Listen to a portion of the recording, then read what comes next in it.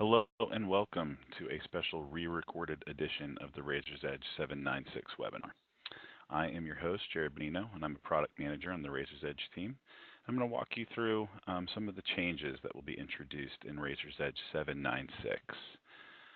If you happened to have attended this webinar or feel like you have attended this webinar in the past, you very well may have. This webinar was presented a number of times in 2016 as we approached the release of Razor's Edge 796. Unfortunately, we had a slight hiccup with our webinar archives and the recording was deleted. So this is a special re-recorded edition of that webinar for your convenience. Quick note before we get going, if you are upgrading from a version of Razor's Edge prior to 795, I would highly recommend that you also watch the Razor's Edge 795 upgrade webinar. That's led by your support lead, David Springer. You can find it pretty easily by searching for Razor's Edge 795 in the community or navigating directly to the link that I have listed below. But that's really going to cover a lot of the changes that are significant in terms of data preparation needs. So that's the release where we separated addresses from phone numbers. And for those of you that are upgrading from 793 or earlier, again, I would highly encourage you to watch that webinar, perhaps even before you watch this one, because that's really the meat of your preparation work will be with that one. We are going to focus exclusively in this webinar on changes that have come about since 795. So we're going to assume that this audience is either on 795 or has watched this webinar. Quick rundown of the agenda. We're going to go over a few of the features and enhancements that are included in 796. We're going to talk about your needs for preparing for the update for 796, touch on a few frequently asked questions, and then if this were the live version, we'd open it up for Q&A, but we've seeded a few questions just to predict what you may have asked if this was being given live. So quick rundown of the ratings or the features in a nice flat view. So effectively in 796 we are introducing the ability to import ratings even if you do not have the prospect module. We're updating our MasterCard validation, so some of the credit card validation business rules that you have within Razor's Edge. We've included several bug fixes, and we've updated some needed protocols on TLS 1.1 encryption, which we'll talk about. That'll probably be the bulk of our conversation for this webinar. That's really where the complexity comes in and the true driver for this 796 release. So we'll run through the first. So I mentioned the ability to import ratings. This in and of itself is nothing fundamentally new to the Razor's Edge. As a reminder, wealth ratings themselves have been supported in the Razor's Edge for some time. Namely for folks with the prospect module. For those of you that don't have the prospect module, you may or may not realize that we unlocked the ability to use those ratings whether you have that module or not in 792. What we didn't do is we didn't unlock the ability to import those ratings, which really got to the heart of the usability concerns for those ratings. Typically these are entered in mass or delivered in mass, and you rather import them to all of your constituents as opposed to navigating from constituent record to constituent record to add them. So we're effectively unlocking that. We've fully recognized that wealth ratings themselves have become a pretty normal and critical part of core fundraising needs and not just something that we should be supporting with an optional module. So reintroducing a little bit of some modern functionality into the core Razor's Edge offering. Mentioned we updated our MasterCard validation, so you may or may not realize that at the start of 2017, MasterCard introduced a new 2 series of numbers to their issued cards. Previously, they only issued cards that were referenced as 5 series, and the way we validated those card numbers was that we assumed in a 5 series number. So you may be familiar with this business rule that I have highlighted in the screenshot below that says when saving a record with invalid credit card information, do one of the following. You can either not allow the record to be saved at all, or display a warning. There's also an option to save the record anyway. But what we found was that of our hosted clients, about 50% of them were using that warn option. So they were saying, hey, I want my data entry users to be warned if they're entering what Razor's Edge thinks is an invalid card number. And 30% of you were using the do not allow option. So you went even above warn, which was I don't even want the record to be able to be added no matter what if they've entered an invalid card number. So those 2 series MasterCard numbers will be recognized as invalid in earlier versions of the Razor's Edge, but in 796 we've effectively added them as valid card options. So if you're using one of these business rules, which it looks like about 80% of you are, 796 is a pretty important upgrade if you don't want to have to change that business rule setting when one of your donors has one of those 2 series numbers. We've also introduced some changes in 796 that will allow us to respond to some updated compatibility updates, namely around Microsoft Office, SQL Server, and Windows. Some of the core changes that we need to respond to those compatibility changes are in 796. That's not to say that we updated our compatibility guides fully with the release of 796, but it really lays the groundwork for some of the changes that we'll be making with some upcoming patches. So there are still some known issues and things we're working through, but those issues will be corrected with patches to the Razor's Edge 796, not patching back to 795 or earlier. Once we do have sign-off on all of those compatibility guide needs, we'll be updating the guide accordingly. So you can always reference that for the most up-to-date information. As with any patch or full release of the Razor's Edge, 796 will provide a number of bug fixes. We haven't included a hard list of what bugs were included in 796 release.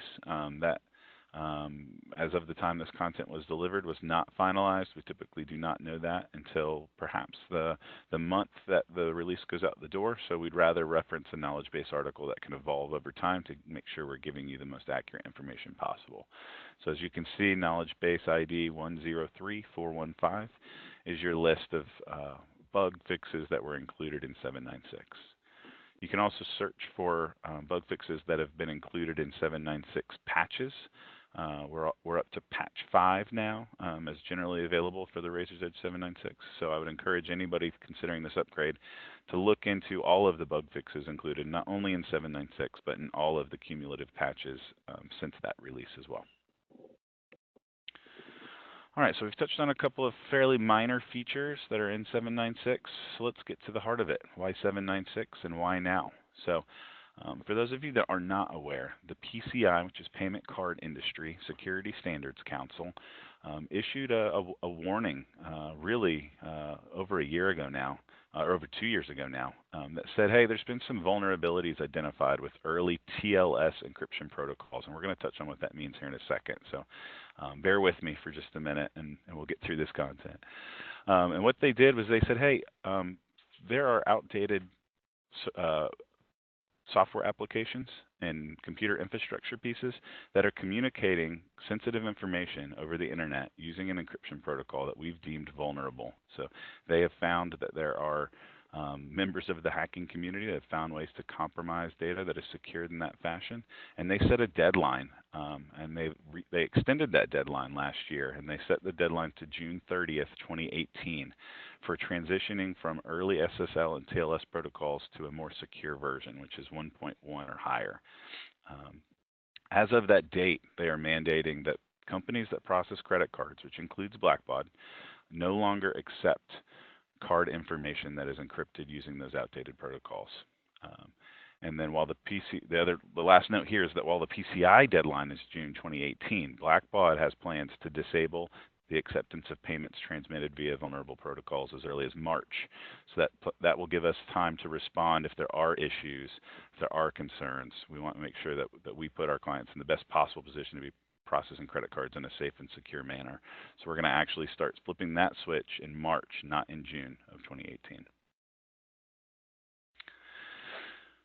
So this wasn't news. This has been information that's been out there for some time. So we've actually been making changes to Razor's Edge for some time to support these new, more secure protocols. And in fact, Razor's Edge 795 patch 2 actually supports the use of more enhanced TLS security protocols. The main difference here is that 796 requires them. So we'll touch on some of the complexity of what you could have done to make sure that if you were running 795 that you were future-proof in processing credit cards in a safe and secure manner, and then talk about why 796 simplifies that complexity in a later slide here. But the key difference is versions of the versions of 795 did support the use, but the Razor's Edge 796 requires the use of those updated protocols.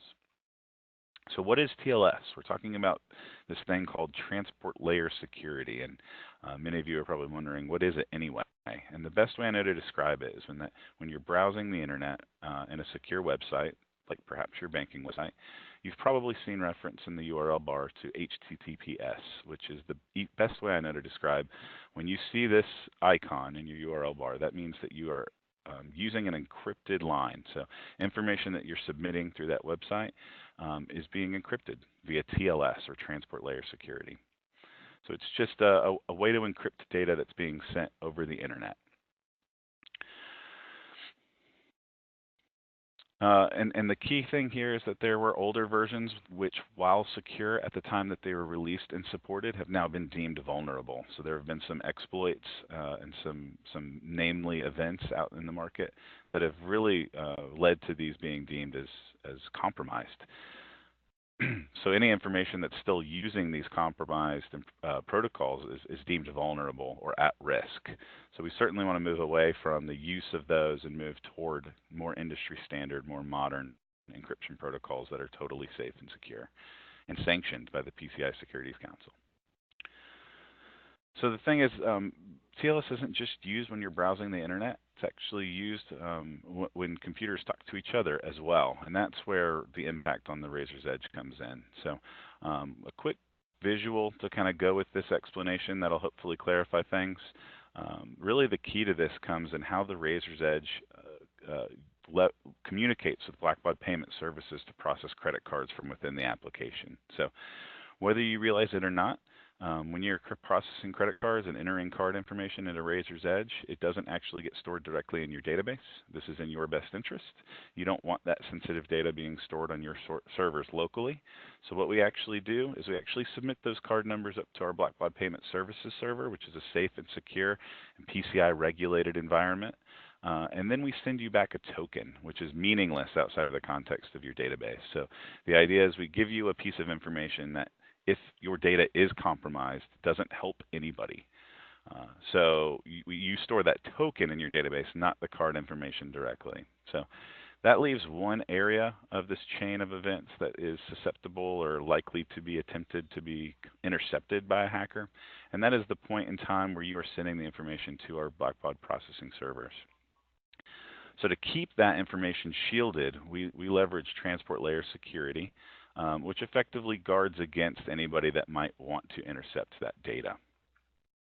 That's a nice overview of how cards are stored and how that information is transmitted. Now let's talk more details. So in versions of Razor's Edge 7.9.3 or earlier, we're leveraging Transport Layer Security 1.0 or TLS 1.0. Which at the time was the latest and greatest in encryption protocols, but since then has been deemed, as we've already discussed, vulnerable, which means if the hacker in question here had the time, money, and resources available, they could effectively unlock or unencrypt that data after it's intercepted, which would effectively expose that cardholder information. Again, it's because that TLS 1.0 encryption protocol is in use. So what the PCI Standards Council has said is if you are an application submitting cardholder information, you will no longer be able to use TLS 1.0. And they took it a step further and said, and if you are accepting card information as a payment processor, which our Blackbaud Payment Services is, they can no longer accept that information either. So Razor's Edge can no longer transmit using TLS 1.0. And Blackbaud Payment Services, as of that March 2018 date, will no longer be able to accept it either. So that's where more modern versions of Razor's Edge come in. So if you look at the Razor's Edge 7.9.5, what we did was we actually introduced support for some more modern encryption protocols. So in addition to continuing to support TLS 1.0, we also supported TLS 1.1 and TLS 1.2, which are the most modern and secure versions of TLS available on the market today. So that effectively introduced a world where we have relocked that sensitive data, tucked it away from prying eyes, and we've re-enabled our Blackbaud Payment Services servers to be able to accept those payments. So the good news here is that if you're running a version of Razor's Edge 7.9.5, there is a chance that you are already leveraging these most up-to-date TLS encryption protocols. Now what you would need to check to make sure that you were, if you're running 7.9.5, is you need to check that The workstations making payment processing calls have .NET Framework 4.5 or later installed, which can be a little daunting and it's a little hard to describe, and you may or may not be an IT person at your organization, but this would actually need to be checked not only on your server, but on every single workstation at your organization, which can be a little confusing and a little stressful. So we didn't want to send this message to our clients and say, hey, you're running 795, we need you to all check what version of .NET Framework you're running. We actually wanted to introduce a version of the Razor's Edge that did not require this, that effectively did this for you. So that's where 796 comes in. I do want to pause for an aside on our hosting services. So if you are a Razor's Edge hosted client, hosted by Blackbaud, this was all taken care of for you in 795. We actually made sure that all of the internal components and infrastructure components that were needed to make sure that you were using TLS 1.1 or above were in place. So this 796 release was really more about helping out our on-premise or self-hosted client base. We didn't want to put them in a position where it was difficult for them to remain compliant or confusing for them to know if they were or were not compliant. So this release is all about helping out that self-hosted base. And what we've done is we've effectively introduced some prerequisite installations that effectively take the number of supported protocols down from 1.0, 1.1, 1.2 to really just ensuring that you're using 1.2 always when you're processing those payments. So we're going to install a .NET Framework version that supports TLS 1.2, which will effectively make sure that you're future-proof for the changes that we're making on the BBPS side, and more importantly, make sure that your data is as safe and secure as possible. Now, this is a nice update. A nice side effect of recording this webinar after the fact is that there's actually been an update to this. So we released this in 796. Everything I told you is true. But there's one problem, and that is even though Razor's Edge is forcing you to use TLS 1.2, your computer actually still knows about those older encryption protocols. It's a Windows component. We haven't done anything, and we shouldn't do anything to disable that. TLS can be used for a number of things or by a number of applications. There may be many non-Blackbaud applications that are leveraging those TLS versions. But what we found after 796 is that some clients were calling our support team and saying, hey, we want to disable TLS 1.0 on our servers. And we're finding that when we do, there's a problem. And namely, they lost the ability to log into Razor's Edge. So let me be clear, there is no mandate or requirement that anybody disable TLS 1.0. We haven't heard this from the PCI Standards Council.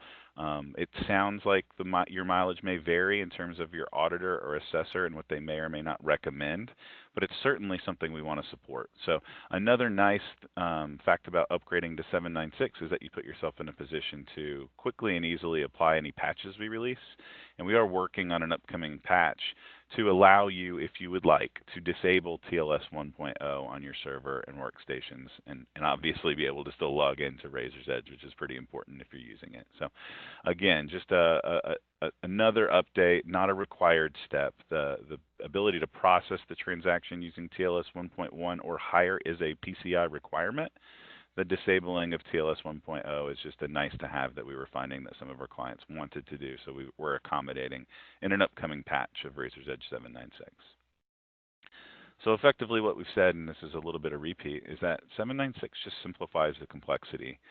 So what we've done is we've included .NET Framework 4.6 as a prerequisite install as you install the Razor's Edge 796. So it just simply makes sure that your internal components are as up to date as possible to accommodate those PCI changes and demonstrate to auditors that your local environments are compliant. So with that said, there's really just two steps to make sure that you're ready to upgrade to 796. There's no major data steps. You don't need to run any reports or plugins to prepare your data. There's very few data changes at all, and the data changes there are simply bug fixes or minor tweaks here and there. Really, the key is to make sure that all of your servers and workstations are compatible with .NET Framework 4.6. We're going to talk about what versions are and aren't here in just a second, but this is not a stringent requirement. You're not going to see operating systems that are supported by Microsoft even on the list of operating systems that are not compatible with .NET Framework 4.6. So as long as you're running a fairly modern infrastructure system at your organization, This should be an easy thing for you to kind of check off the list. And then you simply just need to install 796 and it'll take care of the rest for you. So you don't even need to install .NET Framework 4.6. The Razor's Edge installation will take care of that for you. So first and foremost, just check your workstations and your operating systems, and then install 796. So here's a list of operating systems that are compliant with .NET Framework 4.6. As you can see, we're going as far back as Windows Server 2008. So this point is 9 years old, and Windows Vista SP2, which I know very few people that are still using that. Similar requirement there, 8 or 9 year old operating system. But I do want to point out the notable excludes here. So Windows Server 2003 and 2003 R2, as well as Windows 2000 and Windows XP, do not support .NET Framework 4.6. So if you are still running these operating systems in your local environments, first of all, I would encourage you to upgrade your operating system because those are no longer supported by Microsoft. But secondly, you'll need to do that before you upgrade to the Razor's Edge 796. And that really covers it. Again, I wanted to remind you, this is only covering the needed changes from 795 to 796. If you are on an earlier version of Razor's Edge, please do go view those resources for upgrading to the Razor's Edge 795 as well. David does a great job of kind of walking you through the changes and all the preparation steps that you need to make sure that you're not impacted negatively when you make that upgrade. A couple of frequently asked questions we wanted to touch on. When can I update? The Razor's Edge 796 was released as generally available October of 2016. So it's been over a year as of this recording, which is being done in November of 2017.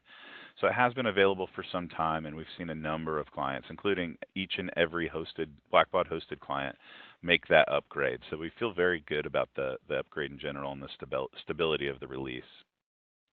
Can my organization opt out of the update? So answer to that, the update was automatically applied to all hosted clients, Blackbaud hosted again. But for self-hosted clients, you obviously own your own upgrade schedules, so we can't force this upgrade on you. What we can say is that we recommend updating as soon as possible, and we said this a year ago, and the same is true today. I know there are still a number of organizations not running Razor's Edge 796, and we highly encourage it. It really is the easiest way for you to make sure that you're future-proof and PCI compatible moving forward. So even though our general advice is to stay on the latest release, the latest patch, it's especially true for 796. So you're welcome to schedule the upgrade at your earliest convenience. We really don't want that March 2018 date to hit, though, and for any of our clients to be negatively impacted. So please, please, please consider upgrading if you're not already on 796 before that date. If I don't update immediately, does that mean my payment processing is insecure? So I am going to call back to the verbiage used by the PCI Standards Council. So they've said that those older versions of TLS encryption are vulnerable, and they've recommended that people upgrade as soon as possible. You're still using encryption if you're using those older protocols, so it's not like anyone and everyone can just see your credit card information as you're transmitting it. Again, it's just that if given the time, resources, and motivation, there are exploits that could be put into place that would expose that data. So I don't want anyone to panic, but I also don't want to downplay it. It is something that you should be paying attention to, and it is something that we want all of our clients to respond to. Again, as of the time of this recording, I think people were a little confused to know, does that mean my data is totally vulnerable until 796 is released? And just to reiterate, there are versions of 795, namely we're calling out patch 3 here, that if you're running them and a compatible operating system and a modern .NET Framework version, you're already transmitting your data using the most secure encryption protocol possible. That's just a heavy task to ask all of our self-hosted clients to check all of those things on each and every one of their servers and workstations. So again, we're here to help. We want to guide everyone through it. So we're asking that everybody kind of adhere to the advice and upgrade to 796 at their earliest convenience.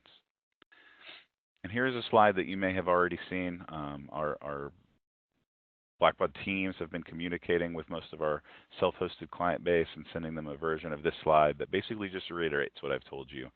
And that is, hey, we really want you to upgrade to 796 at your earliest convenience if you're not on it already. That's going to make sure that your data is safe and secure. It's also going to make sure that you're future-proof for the changes that we'll be making here at Blackbaud in March of 2018. So namely, we're going to shut off the ability for our payment processing servers to accept payments that are sent using anything lower than TLS 1.1. Which means if you're running the Razor's Edge 793 and processing credit cards, it will no longer work once we flip that switch. So again, trying to take advantage of any and every opportunity to get this message out there and make sure everybody hears it as many times as possible before that date. Please, please, please upgrade. We do not want anyone impacted. And that covers it. I hope you found this webinar helpful. Please feel free to comment on the community if you have questions. I'll do my best to monitor and answer any questions you have. But with that, I will leave you guys to it. Thanks for watching.